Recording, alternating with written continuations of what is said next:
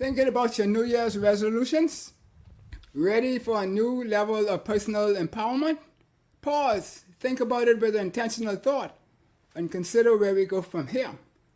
Stay tuned and hear Dr. Chris Curry's what he got to say about how the voices of the people can empower the Majority Rule 2.0 transformation. And join our co-sponsors, Dom Dev Enterprises and Page Investment, and our friends at Islandese Realty, D1 Development, Sammy's Chicken, and Cara and the boys down there at West Bay Barbershop. Share your questions, post online, tell us where you at and how you enjoyed the holiday yesterday. And we'll be right back after this message. Something to think about with Dale Happy Knowles.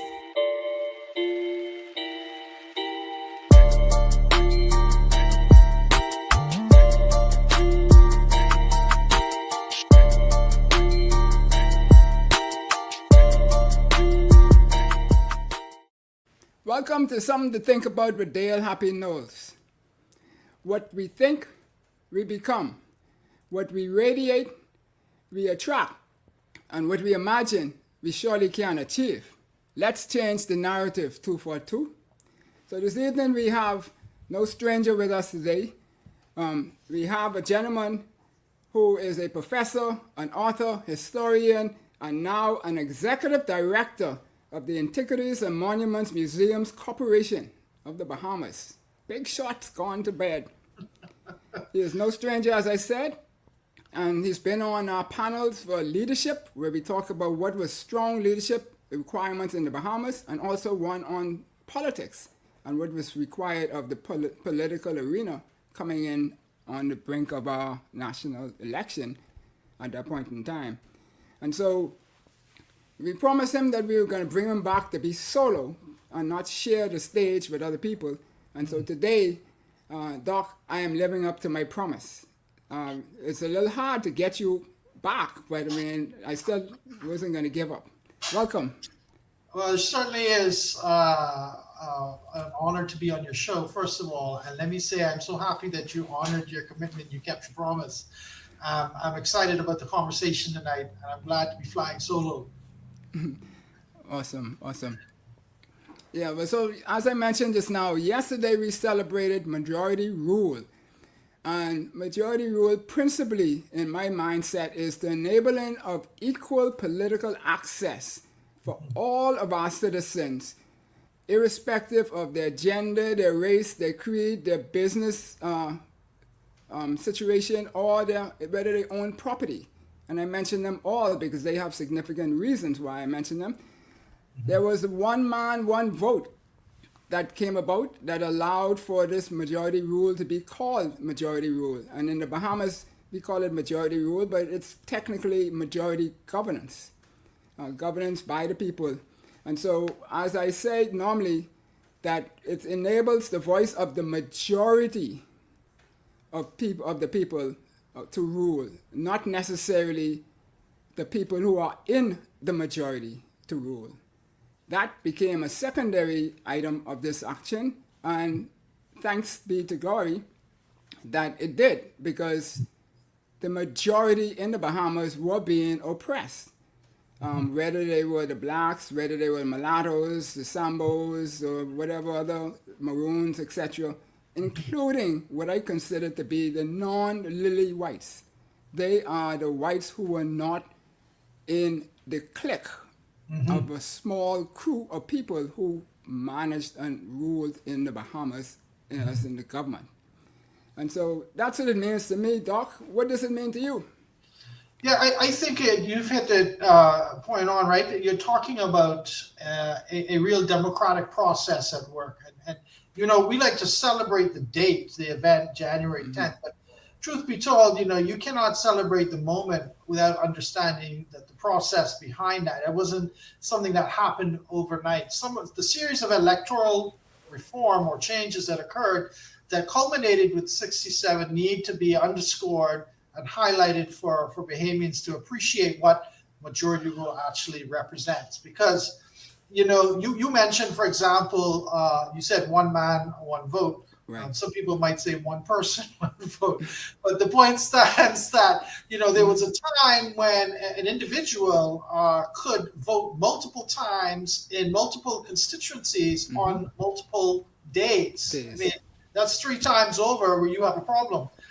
You could imagine in the 1950s, if we were to draw back over a decade earlier, you had a situation with, because of the company vote, you had an individual who might have had, let's just say, for example, you had a law office, and we're assuming you're a Bay Street boy, and that means a law. That's a loaded term, but unpacking it really means you're part of a small clique or an oligarchy that controls the social, economic, and political spheres of Bahamian society up until majority rule. You're formalizing as a party in 1958 called the UBP, but you're really operating way before that. But you could vote if you had a law office downtown. That's one vote because you're going to be in the district of the downtown Nassau area. Right. Let's say you have a house on Eastern Road. They call that area the White Knights area. And in some ways that hasn't changed much demographically. But you could vote a second time where your house was located. Let's imagine that you also had a cottage, as many of them did in Harbor Island, right? So your property in Harbor Island allows you to vote a third time. And then you might have had some land on North Eleuthera, the mainland, across from Harbor Island. Right. And that would allow you to vote again. So wherever there was property and you had that, you could vote multiple times. And they made it easy for themselves. Remember, they're passing laws that benefit their own group. So they made it easy because elections weren't held on a single day. So that gave you time to travel to these different places to vote. And then, the other issue was there was no secret ballot. So as early as the 1920s, I believe it was around 1929, Sir Milo Butler was very upset with the fact that he was contesting the Western District against Sir Harry Oakes. And he publicly stated, there's no way I can win against this man because I don't have the kind of money and influence that he has. And with no secret ballot, I'm doomed to fail. I mean, this is what Sir Milo was saying. So he launched a campaign along with others. They were actually called the Ballot Box Party. Before we had formalized politics, you had people who were campaigning for a secret ballot. Well, it took them so long to get that secret ballot established. I mean, they put it in practice to a degree in New Providence, I think, by 1949. They tested it, in other words. But it was never universally applied until 1959. Could you imagine? You're talking about 20, 30 years of doing these tests, having some secret ballots applied in some areas and then in others not. Right. But in 1959, the secret ballot is finally universally applied across the Bahamas. And so that allows for the majority to speak a little bit more. But even then, in 59, it wasn't a majority. 59 is also the year, Dale, when you have male universal suffrage. Yes. Now, you may think, oh, that's strange. What do you mean by male? We usually think about, women's suffrage movement. But we forget that male suffrage was enacted only as late as 59. Before 59, the qualification for a male to vote was property, not your age. So in 1959, for the first time, the qualifications for a male to vote has changed from property to your age, and it was 21, not 18, 21 for males. So that opens the gates for the majority to have a chance in the democratic process. But again, it is muted by the fact that women still aren't voting. Right? So half your population can't vote, even though you have universal suffrage for men. And by the way, that was a recommendation that Lennox Boyd, the colonial secretary, made after the general strike 1 year earlier. He actually came to the Bahamas about 3 months after the general strike and said, look, y'all need to, besides all the labor laws that y'all need to enact, and establishing minimum wage and a Department of Labor, you all need to move forward with electoral reform, and that was one of the things that he recommended. So the argument could be made that itself would not have happened had it not been pressure put on from the colonial office. and pressure being put on by the black masses demonstrating in the general strike. So moving forward, 1961 is when women finally are given the legal right to vote in the Bahamas based on universal suffrage again. But they don't exercise that until 1962, November 26, Right. 1962. So again, the door is open for the democratic process to function in a much more inclusive way. So here again, we have majority rule operating in a sense, right? And in 62, people thought that the PLP would win because they had, of course, applied universal suffrage for both men and women.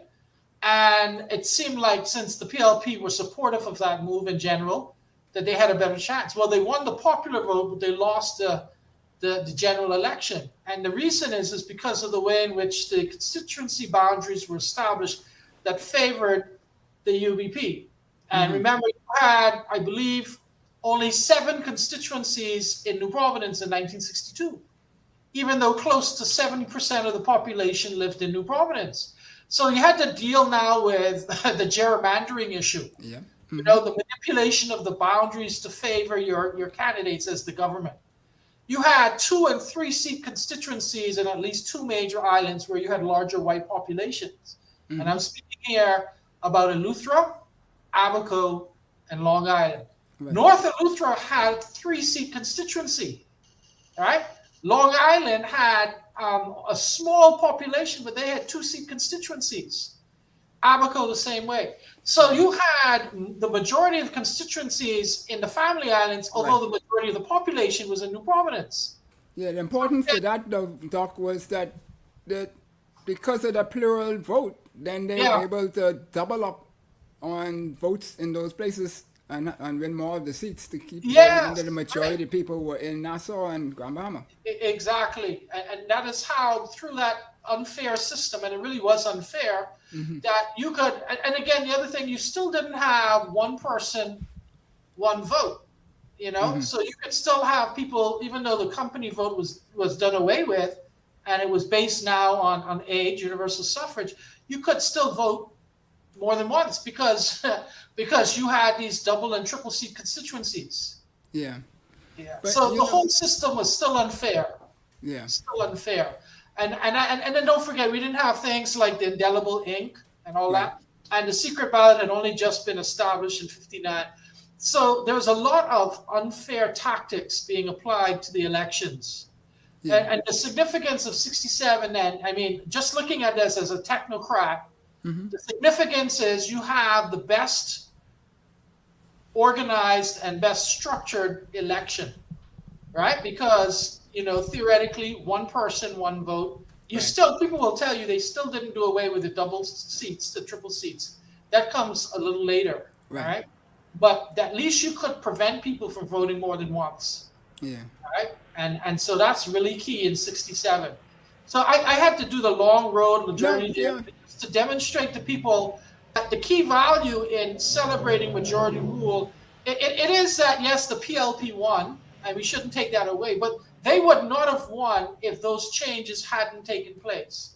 And to have a fair, democratically run election, I think is significant, where the majority were able to speak finally with their feet. And when I say they spoke with their feet, I mean they went and they lined up to vote, and they made their vote count. So there you go. Yeah, but in all fairness now, the PLP will claim that they won that election. They became the government of the day, but it was 1818, and you had the two who lent their support, right? So there was some, that's another myth that has to be, destroyed, I suppose. The PLP were in a tie, 1818 with UBP. And, the election occurs on January 10th. I believe it was a Friday. But, I mean, over the weekend, there had to be some serious negotiations, right? I mean, because you had a tie. And so it was going to be a government by coalition. Right. And Pindling was able to negotiate with Alvin Brennan. And, of course, the Labor Party representative in Randall Fox. And again, this is we got to make sure people understand this. Randall Fox was formerly a member of the PLP. Right. Left the PLP, and he formed the Labour Party, and he was a significant figure in the Labour Party and the Labour movement. Of course, we know about 1958 general strike, the sedition trial. You should also know about. Yeah. You should also know that you would not have had a Labor Day holiday, a Labor Day parade, had it not been for Sir Randall Fox. He was a formidable force in Bahamian politics. And mind you, there was a time when people thought he, rather than Pindling, should have been the face of the PLP. Well, that didn't happen. And Pindling was more of a pragmatic politician, and Randall Fox was more of the firebrand kind of preacher, radical Labour Party leader. And people were scared of him. Conservative members of the PLP, going back to H.M. Taylor and Cyril Stevenson, I think that Pindling was more palatable. He was more digestible as a leader, as a middle of the road pragmatist. I say all of that to point out, though, that by '67, that there was a conscious decision that Randall Fox had to make, who had fallen out with PLP, formed the Labour Party, had gone on his own, and was a formidable force. But understanding the moment, the magnitude of the moment, he is going to join in a coalition where he becomes the Minister of Labour. Right. And then on the other side, to paint a portrait about Alvin Brennan was a Lutheran. He was in the UBP at one point, become disenchanted with them, and ran as an independent candidate. So I want people to know this man was not a UBP when he ran in '67. He was an independent. Right. Right? Now, he had UBP background. He had ran on the UBP ticket previously, but he ran as an independent. And that's significant because of his decision to take on the position of Speaker of the House, right, align with the PLP to form the government. That is significant. And those two men made history, along with the PLP, because the PLP forms the coalition government. Yes. And Lynden Pindling does become the second premier of the Bahamas. Right. And so we have to see that as significant. And then again, of significance is that you also have a Bahamian cabinet that is comprised of people who look like the majority of the people in the Bahamas. Right, yeah, right. And and not to take away from anybody else on the PLP side, because they've spoken about that in great length over the years, to the point where we are almost playing ping pong, because this is our community, our country doesn't seem to be able to get to the point where we will recognize these events as national events more so than political events. But that is something that we're so young, we're not even 55 yet, so kind of thing. I hope we will grow into that at some point in time, that both sides, because one tried to take away that it didn't exist, and the other one overemphasized that, we won't let you forget that it happened. And so a lot of the youth are confused, and then they just tune out because they say, man, you're just bigging up your chest and things like that. So they're not interested, because my son and his friends and stuff, when I talk to them about it, a lot of them say, man, that's just old people talking, kind of thing. Yeah, well, the one thing that we can't do is say that it didn't happen. Right. As an anthropologist, a Haitian anthropologist who I love, he wrote the book, The Silencing the Past, The Power and Production of History. And he says, the past is what has happened. History is what is said to have happened. Right. Yeah. And so you may say, well, that's a play on words, but there's a really important distinction. The past you can't change; it's there. It happened. All right, just like 1492, Columbus arrived. We may not like the man. We may have issues with what he did, but you can't change October 12th, 1492. It happened. But what you can change is how you view the past. That's history. The interpretation, the meaning behind it. Right. So where we're at as a country, as we're coming up to our 50th anniversary, is we know it happened, but we don't quite know how or why it happened to an extent, and we don't understand the significance of it. That to me, that last question is the big one, is what is the significance? What is the legacy? What is the enduring legacy of majority rule? That's the one we are really struggling with. Yeah, well, I have that as a question on the doc, but Loren McDonald here says, what is the mandate of the National Reparations Committee led by yourself? Are you still leading that? Yeah. No, I am not leading it. I am a supporter. I'm a champion of it. I'm a member of the committee, but I resigned as the chair of the National Reparations Committee in 2018. July 30th, I believe, is my last day. Okay. And I submitted my resignation to the Ministry of Foreign Affairs.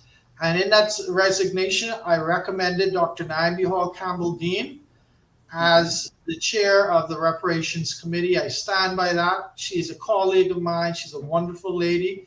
And I thought it was important to recommend a female to lead the reparations movement. If you know anything about the Caribbean representation on reparations, it's a CARICOM initiative.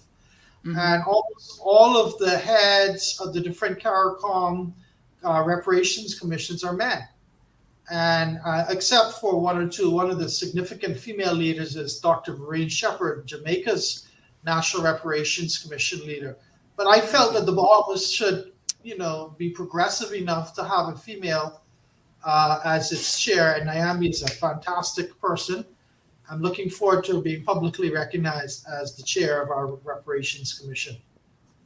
Good. Okay, and also a shout out to Vanessa Colby who joined us earlier. Thanks for joining us and being with us. So, Doc, we're not majority rule in my mindset would not be real if there weren't people. And one of the persons that stands out to me at the apex, and that's some of my friends who are going to follow their chair when I say that. That's above Sir Lyndon Pinson and Dr. Myles Munroe in this light, and that is Sir Sidney. And I say that because Sir Lyndon's tenure, as powerful and as great as it was, a lot of his influence and the like was limited to people of our diaspora and the Caribbean, the Bahamas and the Caribbean, and some of the other places, per se. Now, granted, he was global, yes, and Myles Munroe, Dr. Myles Munroe, even though he was global, it also was limited somewhat to the religious set more so than anybody else. And so, but so Sidney, he's like Michael Jackson. I mean, he's just all over, influencing everybody. And it's sad to me that we don't talk about him in here as much. Most people think he just abandoned us, but anyway, what's your thoughts on that before we? So let me say a couple things first as I open up on this conversation about Sir Sidney and his role in the whole majority rule discussion.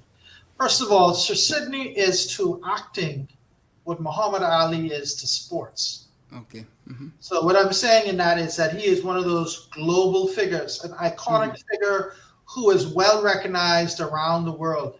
I would say he is probably the most recognizable Hollywood actor of color. And he has surpassed all of these other persons that you might put up there.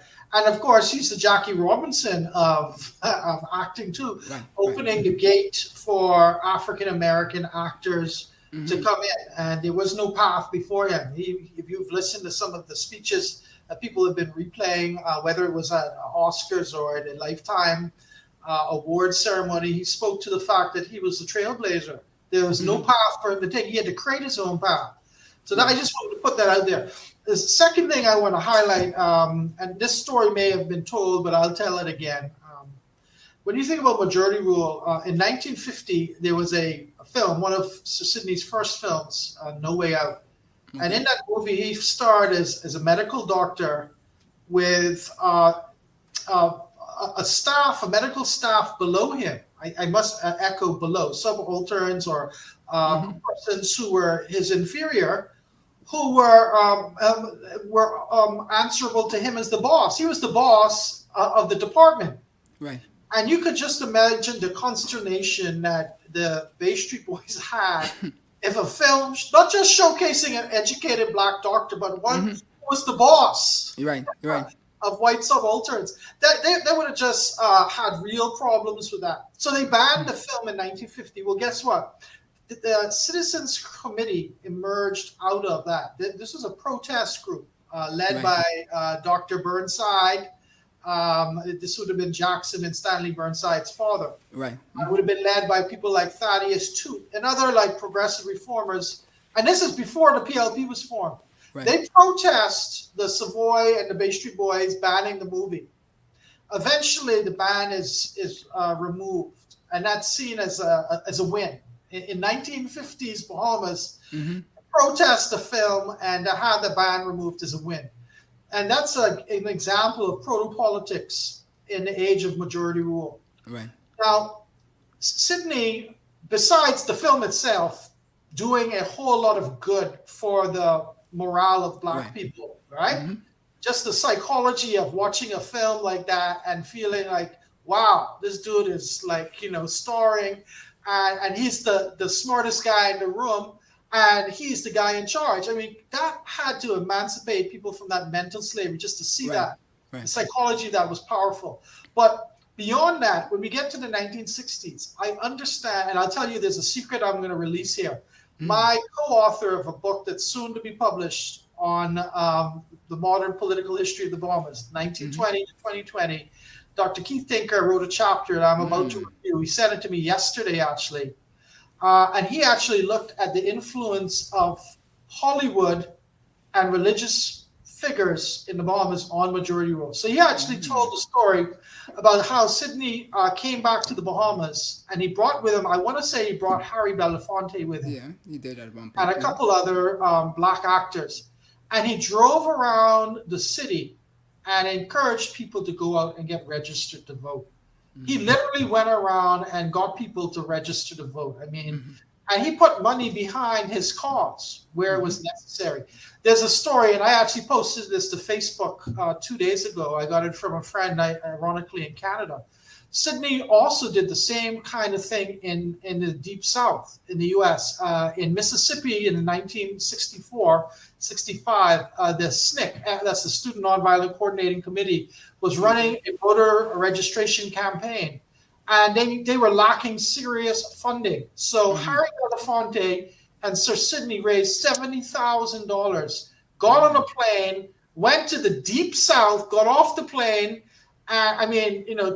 I guess when the white supremacists of that area got word or wind that these Black men were coming to help the voter campaign out, they were obviously out to get them. And apparently the whole ride from the airport to wherever it was that they were supposed to meet up and exchange the funds, there was a vehicle that was driving behind them at a very close proximity. Right. Literally, like they had to be on guard the entire ride to ensure that they didn't stop or anything, or else they could have been lynched, literally. Right. They were, and I guess Sydney said to Harry, he said, we guess we're gonna either live or die together because this is it. Yeah. And that kind of activism, a lot of times gets overshadowed by the brilliance of Sir Sydney's movie career.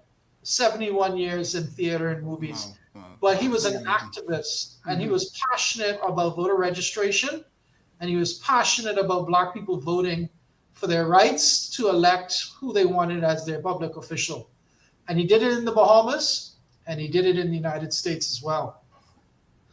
Awesome.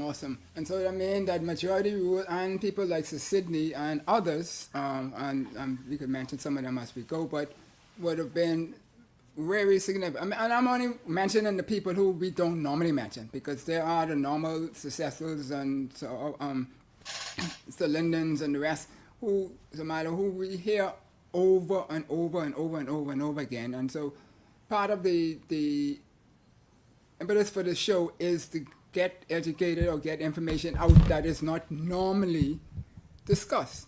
And so that's why I'm glad that I always could draw on your brain box to pull up on some of this history that exists, because it sure ain't in my head. The only thing on my head is the light which shining from above.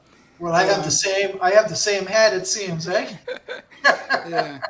So before we go any further, though, let's just pause because we were supposed to do this at about 5 or 10 minutes into the show, but pause to give him reverence, and to do so, we will do it in a different way, in that we will play a short film, produced, which our producer will say who it is at the end of the film. Madam Producer.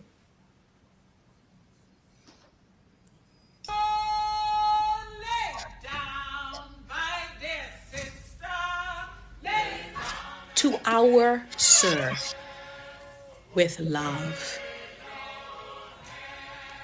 Is it Sir, or will just Sydney do?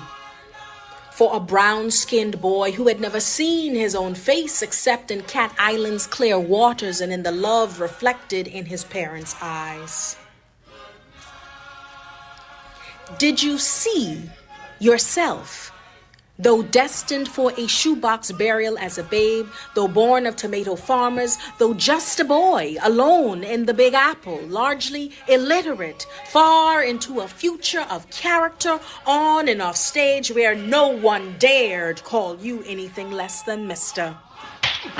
Have the Sirs, Lyndon, Randall, and Cecil, my father Harold, and AD2, you know, the government high crew, showing you where they knock domino, chewing on toothpicks, reminiscent of inner youth, and talking about the old days when native black boys dove into treacherous Nassau harbors for prize coins to offer white gays its requisite entertainment.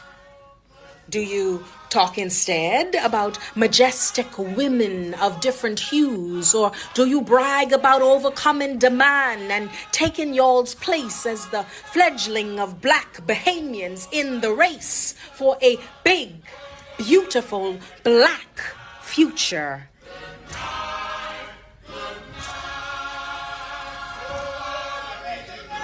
Do you mind not being on a dollar bill, on a building, or in an anthem? Or is it okay that you have given us the sun and hung the moon? I wonder, did we give you all your flowers? Or are we the lilies of your field?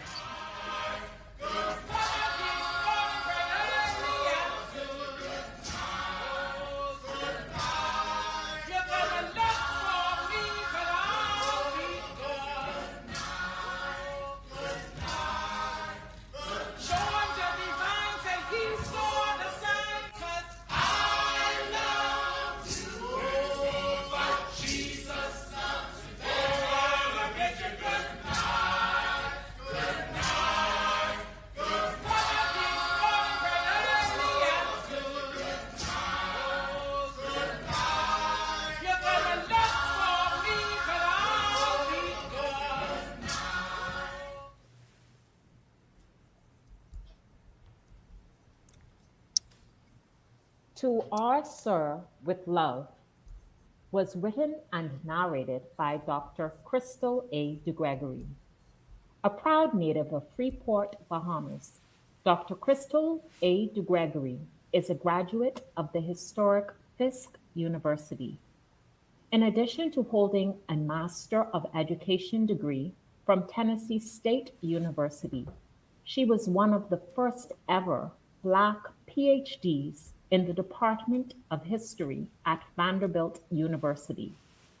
Currently, she is a researcher fellow at Middle Tennessee State University and serves as the founder of the Digital Storytelling Projects, HBCU Story, and Dorian and Beyond, which preserves the story of Hurricane Dorian in the Bahamas.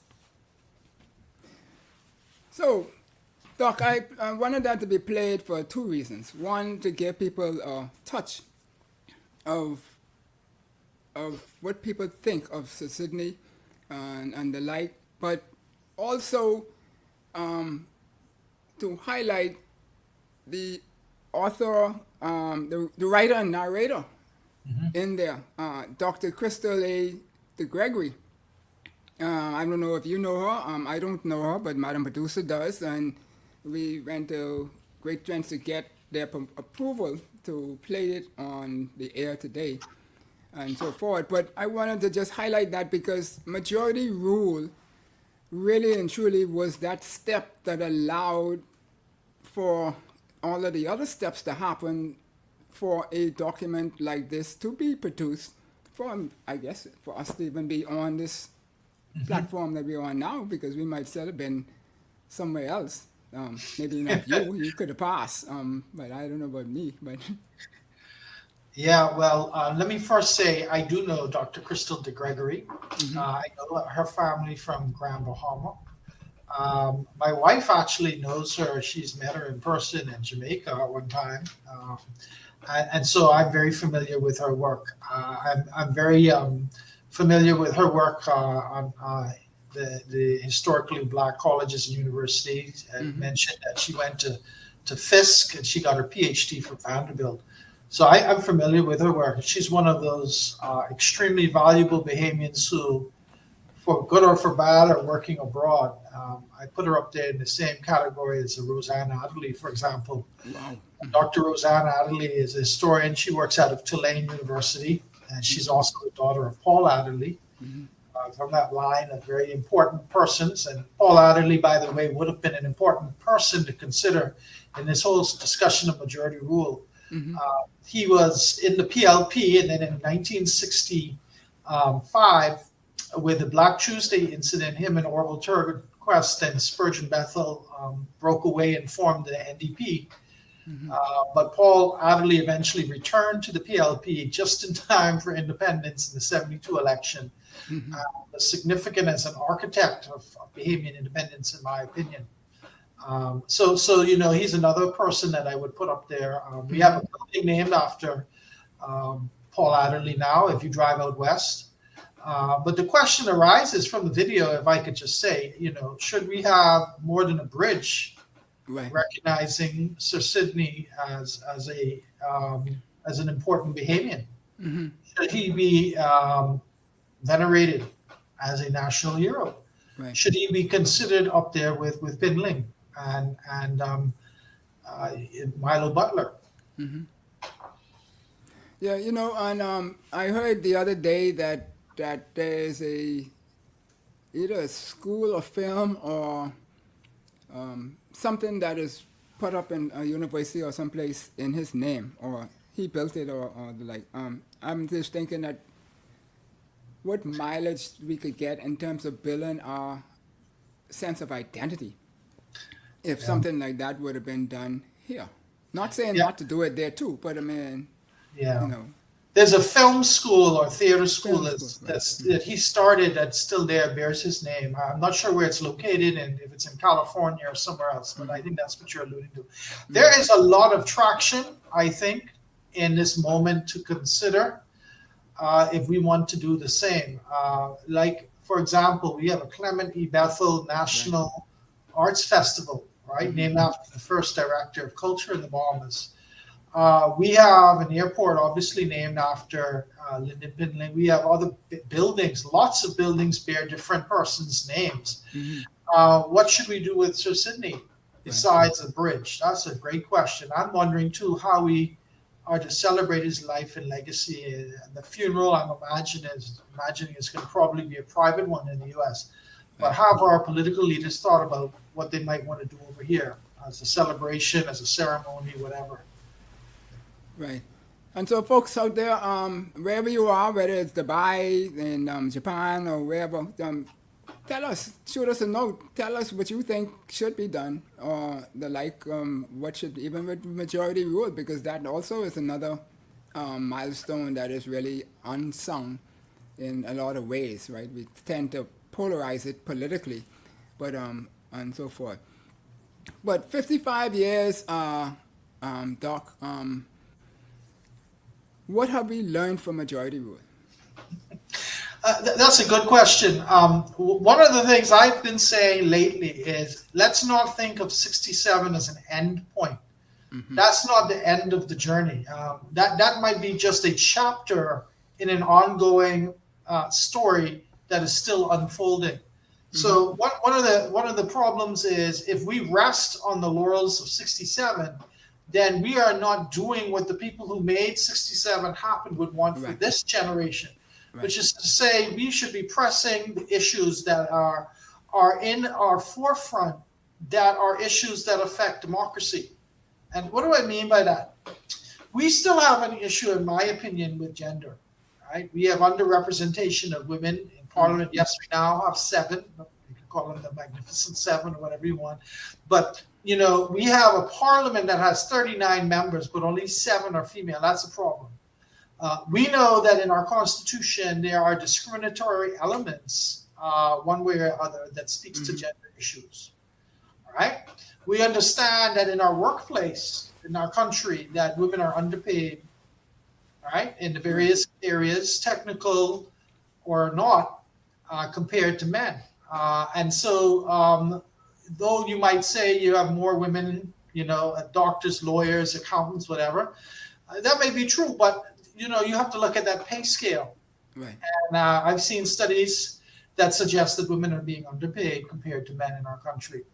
So there are a whole lot of gender-related issues. And then on top of that, let's not even, well, not say let's not, let us look at the issue of gender-based violence. Because we have a serious problem with gender-based violence. Women are vulnerable in their homes. We still have men who hold on to antiquated ideas about, the woman is their property and, Right. and they can do what they want in marriage. They could beat them to a pulp because that's their woman, like they own the woman. And so, we have some real antiquated ideas in that area that need to be addressed. So what we are talking about then is seeing majority rule and the principles of democracy extended to a new generation of Bahamians, Bahamian activists and thinkers who are going to press the button of democracy and democratic principles in this time, in this age. Awesome. Cool. So, I believe the youth of our nation are the ones who are going to really start that movement in terms of critical mass. Not necessarily that they will be the one who turn the key, but when it gets rolling a little bit, it's going to be them who are going to push everybody over the cliff. And then other issues like we still have issues with our whole electoral system. Like we were talking earlier about the 50s and the 60s, but we still don't have an independent boundaries commission. Right. We don't have. I know I was involved with the debates, and I was happy to be involved. It was a lot of work, but I lament the fact that we don't have a national debate commission. I attended a workshop a few months ago, at the beginning of, it wasn't a few, it was actually the beginning of December. We had people from Jamaica's debate commission, Guyana's debate commission, Peru's debate commission. All of these different Latin American and Caribbean territories came together and we had a discussion about how do we advance democracy through formalized debate competitions. And, it was fantastic to hear colleagues from all kinds of different places saying the same thing, how sometimes these ideas are eroded by the very government themselves, reluctance to engage in a debate, excuses over format, various issues. So again, a healthy democracy, you have to have debates. Right. You have to have an independent boundaries commission. You have to have in law, elements of two-term rule. In other words, regulations regarding limits to how long a person could be in office. All of these things have been talked about, but we don't see the enactment of laws related to these very important electoral changes. And then, of course, the big fish, republicanism. We saw what happened in Barbados recently. Are we to go down that same road? So these are all very germane questions that our current generation needs to be asking, much like the generation in the 1960s when majority rule came about. Yeah. Well, I put one on the table because I always say, to me, the number one priority separate and apart from COVID, of a new administration to me should be political reform. Yeah. I get a lot of flack from my friends for saying that. They say, oh, we have this issue and we have crime and we have that. To me, it all starts with the reform we have, because I mean, let's just look at our cabinet. I mean, how would we select our cabinet? Or how would we select attorney general, not attorney general, the chief justices and the rest of those. So it doesn't lend for the way our constitution is structured to actually function, because for whatever reason, people seem to have saying that they have ties back to the position of the prime minister, which that's really a subordinate position in a way. But before you answer, shout out to you, Desiree Taylor. She was on our show before, and good for tuning in. Go ahead, Doc. No, I was just going to say, yeah, all of those are really important questions. I think they should be the first. They should be on not the back burner, but they should be on the front of discussions in the government. I don't want to say they're low hanging fruit, because a lot of these things do take time and effort to think about. But another one of those that I thought about was a set election date. You know, I mean, that can't be too difficult. I don't think you need to have a referendum for that. But why can't we have a set election date? You know, I mean, the consternation that I experienced trying to organize the debates last year, and then not knowing when the election was going to happen, the planned debates near the election but not too far away, and all of that, that all was anxiety that didn't need to be created, because we didn't know when the election, and then there was a snap election, and the rest is history. But again, these are things that, you know, democracies have in place. Right. You know? Go ahead. No, I was going to say, but when we do these changes, sometimes we just do changes because people think that we need to change. We need to understand what it is that we are changing from, so we know that we're not changing to something worse. And so when we go to a fixed election date, my thing would be on that is that, okay, you could put in place the fixed election date, but make sure that you put in place something with a lot of teeth, that you could remove somebody before that date if needs be, and not just have it like how it is now, where granted the people stood up when, in my view, that's what caused the snap election, is the people. It ain't got nothing to do with nothing else, with nobody else say. The people pressure over the last 3 years was what just got to everybody. Yeah, I agree. You don't want a knee-jerk reaction and just say, oh, I want to make changes just to change. I mean, in a way, we see that at a micro level every time an election happens and you have boards dismantled and then new boards established. And, you know, all the good ideas that the last board had get thrown out just because that was the last party that lost the election. Well, no, we have to do better than that. We have to recognize that some good came out of those boards that were in operation before the previous election. Right. And good ideas should be good ideas regardless of who germinates the idea. Don't politicize every concept, every proposal that comes before your table. If it's a good idea, run with it. And you know, that's my view. I happened to sit in a meeting on Friday with a fantastic idea. I'm not going to go into the details, but you know, I was with the minister and he said, you know, this is a great idea. And I loved hearing that, because that's what should be the primary function of government, is to determine what's the best way forward, and to pursue the common good. The common good means that you're not looking out for the self-interest of you and your friends. You're not looking out for, you know, your party, because that's your party. You're looking for the best idea that would advance our country in the most efficient and effective way. You see, that again is another idea that's enshrined in 67, the dream of 67 majority rule, is for us to operate for the common good of all Bahamians, regardless of color, regardless of status, regardless of class. You look for the betterment of the Bahamian people. Right? And again, you know, taking on the words of Martin Luther King, you know, we would like to think, although I don't think we're quite there yet, Dale, that a person is judged by the content of their character, not the color of their skin. But unfortunately, we know that people get jobs because of connections. People are promoted because of connections. We are not yet where we need to be as a country. We're getting there. but we still have some way to go. Yeah. And so that, as we said, that we need to define democracy. Now, I don't know if anybody in the world could really define that clearly, but I mean, I guess everybody have their view of what democracy is. But she also says here that that comes with maturity and the betterment of all people.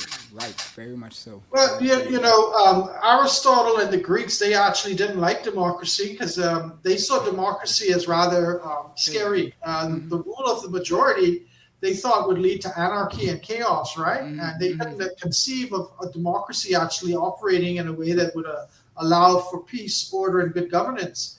Right. But it was tested in the medieval period of the small city-states like Venice and Florence, where they saw that democracy actually could work on a small scale. Right. The real litmus test came with the United States and its constitution in 1788. The federal constitution was the first test case where you have a democracy under Republican model for a much larger territory, right? And the United States expanded even more after 1788.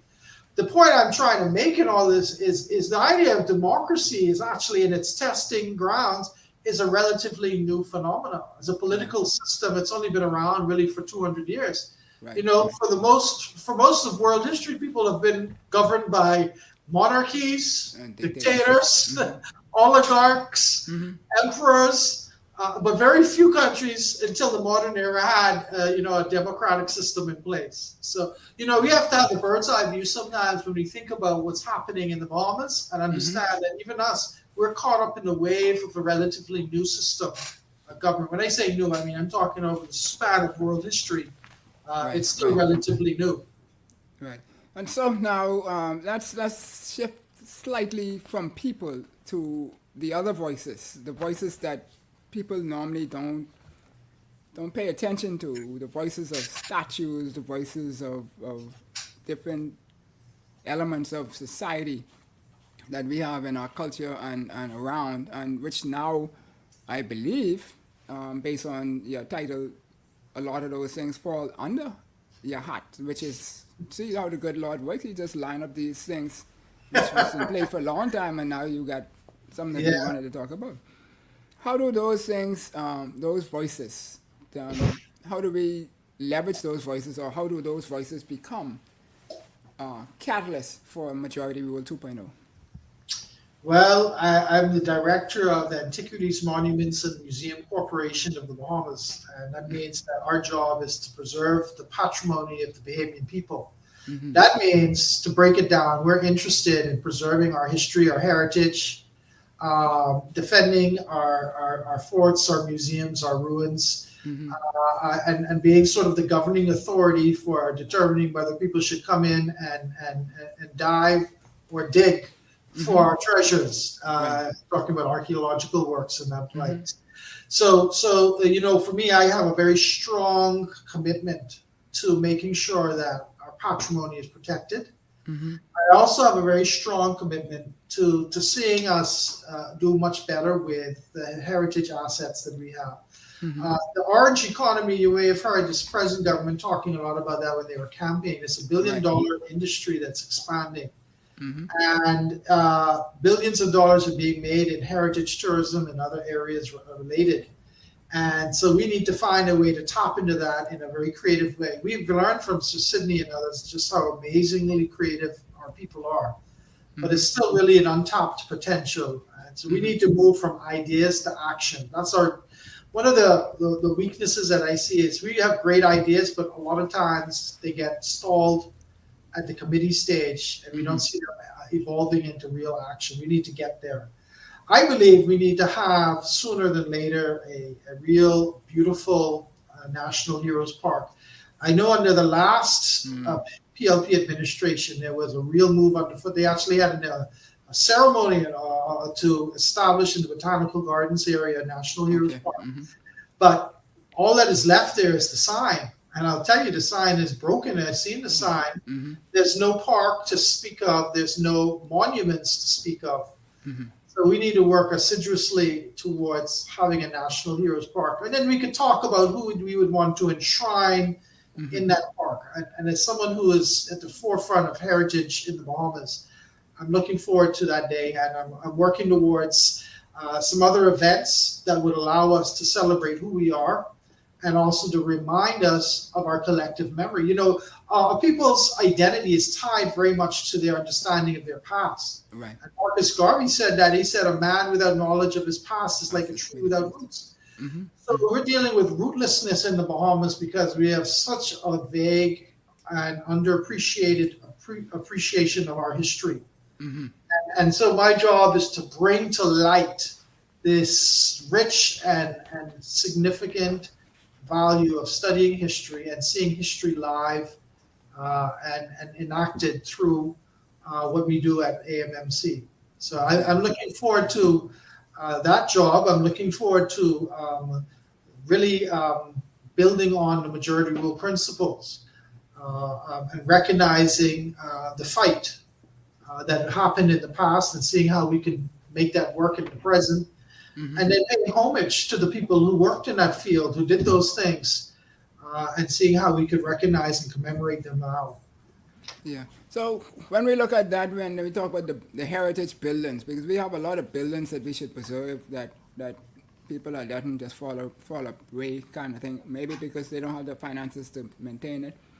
Yeah. There might be some way of doing that. You have the statues, the forts, some hills, and a lot of stuff. Mm-hmm. How does these things impact us or influence us in our identity and to be able to empower us to do things to cause us all to become of a better country? Well, statues for one and memorials are like mnemonic reminders. That's a big word. That just means that when you see a statue, it brings to light in your memory, in your head, an idea or concept, a familiar scene or something. It triggers a thought. The unfortunate thing is the statues that we have littered around our city of Nassau tend to remind us of colonialism. Yeah. Mm-hmm. Location is everything. I mean, we could talk about Columbus statue in front of Government House or Queen Victoria in Parliamentary Square.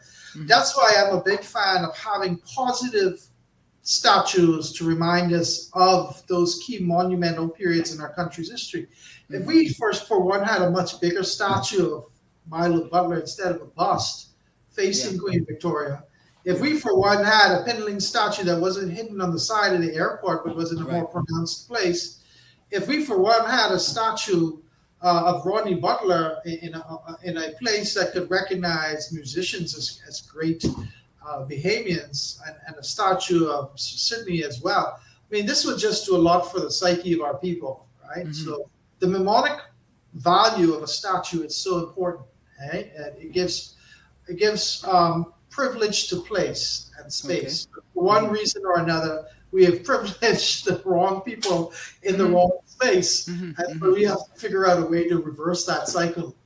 Yeah, well, I recommended some time ago, and to each administration thereafter, for about 3 or 4 now, we need to put some Milo where Christopher Columbus is. I know you have a different person you want to put there, but I think that's who we most recognize right now as. Well, I wouldn't push my own agenda. My thing is just put somebody that represents the people more than Columbus. No, fair enough. Yeah, we could. There's a whole list of people that could go there. Yeah. I'm just thinking based on what has happened in the past. But Agreed. One thing to me which is big to do, and if you all give me the air, what it is that I think a statue of Black Tuesday should go where Queen Victoria is. That's a beautiful idea. Big statue with the people reaching up, catching the mace coming down. Yeah, that's a really cool idea. And another thing that you could do, this is maybe going way out the box here, but we are so into live. What am I trying to say? I'm not a visual artist. You have to forgive me here. We tend not to go towards abstract art, symbolism and impressionism. We tend to go with the actual structures of the body and the face, and so sometimes an image or an artist's rendition of an idea is just as powerful as a still life full featured picture of a person. Right. And so that's something to consider, because we need to do that. Yeah. So my mom here is saying that as the government high school, sorry, let me start over. As the government high school, uh, Nassau Court being established as a historic site. Well, one Yeah. other thing, I'll tell you what we're doing. We also have been creating a inventory list. It's a very active project. Matter of fact, I have a meeting tomorrow about this very matter, extending our inventory list and adding new buildings, new structures to that list. It's something that we're working on right now. So definitely, we would consider the old government high school. I gotta say it right. The government high school. Some people prefer the government high school. Yeah, they say the. I Yeah, don't know why, the but yeah. government high school. I say so the. all of that. I say da. Bahamian, that's Bahamian language. That's a Yeah, language. yeah. All of that is going to be considered. There's some other buildings that I would love to feature, and again, beyond the inventory, you also then have to have a signage campaign, which we're all interested in doing as well. To have the entire area mapped out with proper signage, everything standardized. We're going to be working, hopefully, with the Ministry of Tourism to get that done as well. Because that is a one of those things that is another immediate attention that we need to address. So I'm glad that your mom mentioned this. She chimed in. I'm fantastically thrilled to see people make these comments. It makes my work even more exciting. Awesome. Great. Well, we're wrapping up now, Doc, because we could go on another hour, because I got probably about 3 more pages that I probably won't even touch on. We'll have to bring you back for those. But the role of these voices, we talked about, and you touched on that, but besides Election Day, what vehicles does the people have through these things to cause change or to... That's a very good question, because unfortunately, we feel like the people only get to be a part of the democratic process once every 5 years. So for the other 4 plus years, it's like the politicians do their thing. If we had true local government where we had elected officials, if we had a mayoral system, I would probably sound like Lester Cox right now. But if we had city government and we had other tiers of government where people were voting more often on issues and stuff like that, then we would have an electoral system, an electorate really, that were more engaged. But it's true, a lot of people feel like I only get to exercise my rights once every 5 years. And that's unfortunate. We need more civic mindedness in our country. We need marching, we need people protesting. But we also need to have opportunities for people to have their voice heard. Right. And I know the former speaker was trying to do some things too. And so, Doc, we really like to thank you for being on, but before we go, we always ask you if there's something that you would like to express to the public yourself. Well, I just want to express my gratitude for people reposing in me, I guess, confidence in my new position. I know I wasn't voted in, but I feel that I have the mandate of the people behind me, because I know for a lot of people that they really take seriously heritage and history, and I feel that I feel like I'm like a defender of the faith. I'm a defender of what is Bahamian, and I have to take that role very seriously, and in all things do everything in above board and to the best of my ability. And so that's what I'm saying, and I'm thankful for being allowed to come on your show and to be able to talk about majority rule and Sir Sydney, and to talk about these matters related to AMMC. Thank you for the time. Awesome. And you're welcome. And I would like to say that I think people follow you and respect you because you aura that comes towards people are being authentic and unbiased. I mean, you have your biases, obviously, but in the conversation, you always listen. You always seem to have that listening ear, which a lot of times when we talk to people, people are just talking to say what they want to say, but they're not really hearing what the other person is saying. And I think that's a good thing. Continue to do that, and that would do be well for you. In your I appreciate it, and I hope that I can continue to do those things. And to God be the glory. Thank you so much, Dale. You're welcome. You're welcome. And thank you to all you out there in social media around the world and here in the Bahamas. We appreciate you much. We hope you enjoyed your majority rule holiday. We won't have another holiday for a little while until Easter, and then after that, I think it's down to Labor Day or something like that, and so forward. Madam Producer, you're always special. I don't know how you do it, but you all 21 miles away from me, but we still get it done, and so forth. And so, as we always say, we like you to pause, think about it with intentional thought, and consider where we go from here. You're welcome to join the team in any which way you wish to support the cause of trying to educate the youth in particular, but the nation as a whole, and to talk about things that are not sung all of the time.